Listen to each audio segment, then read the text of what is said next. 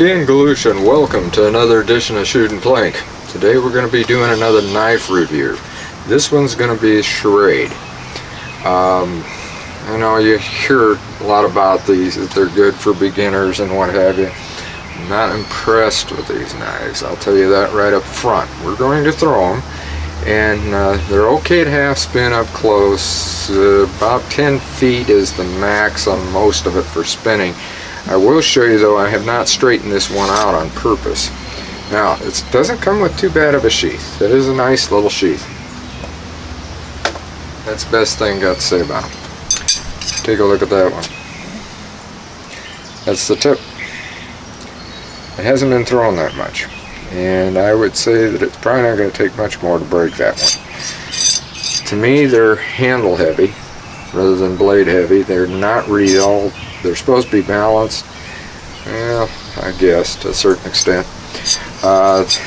They'll work okay for half throw. Half throw, you go like this. I will not throw them at military half throw. The reason being it's like that, I probably will break the blade.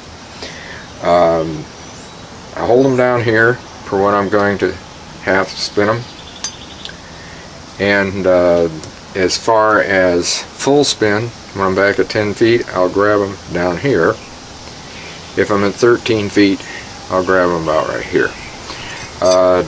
No spin, with no spin, and again, we're doing this at 7 feet, I will put my finger right here on no spin and control it that way. These aren't a long distance knife, at least I don't think they are. Maybe somebody else could do it. I'm sure Adam could. They're, as far as for a beginner, yeah, if you're going to be throwing close and you're going to be doing half spin like this and that, they're probably going to stick pretty good.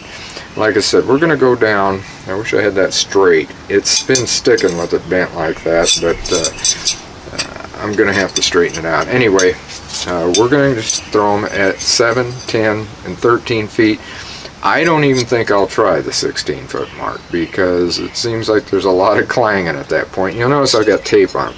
One thing is it reduces the clang, and another is it makes a spot that I can gauge it with. No, there wasn't any difference. Now somebody might say, well, that's the reason that they're throwing. No, the throwing didn't change at all because I was throwing them prior to that without that. I'm just putting it on there. It's just kind of like a paracord wrap. Instead of that, I've got what they call clear duct tape on here.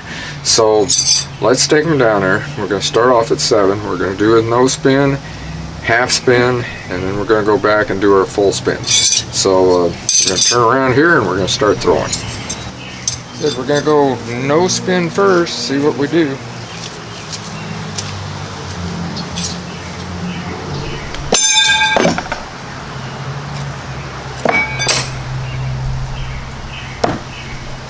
One.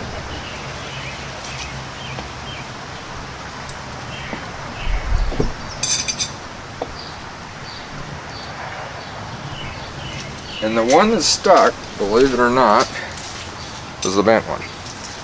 Now we'll go half spin.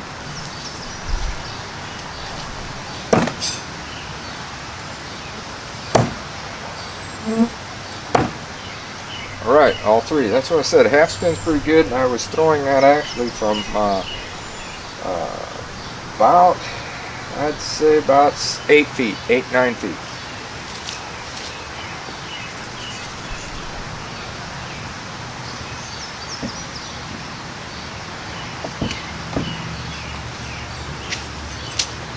Now we'll go full spin at 10 feet.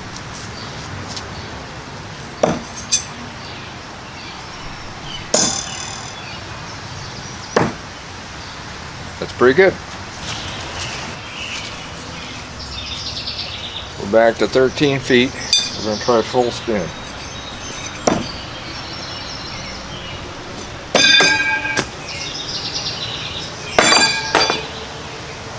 One. I'm not even going to try it at 16. Alright. You see, they did do pretty doggone good at 10 feet.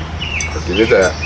So if you're going to be throwing 10 feet and shorter distances, these probably aren't too bad.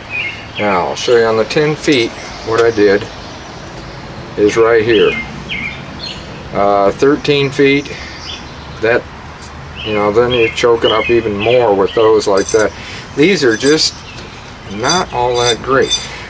For shorter distances, yeah, and I have stuck them at no spin, but you got to mess around with them, and I didn't want to do it that much. Half spin at that 7 feet, you know, that worked pretty doggone good. And put it right in there, no problem. So you want to throw them that way, and you can throw these half spin without injuring yourself like you would on a kune, where they're sharp on both edges and what have you, because these are not sharp, as you can see. If I couldn't do that if they were. They do have a very, very sharp point, as you can see, yet sticking it deep. And that's cottonwood, by the way, we threw at, and you know, it usually sticks in pretty good in the cottonwood. Of course, I'm spoiled. Having some Lefouque stork knives, those are just unbelievably super, but really for the money that you put into these, I would suggest going to a different one. I mean, a Gil Hibben knife would be very good, and you're probably not going to pay much more, maybe not even as much if you go to a place like Bud K or Knife Country USA, as I get a lot of them there. I got these, I think, on Amazon.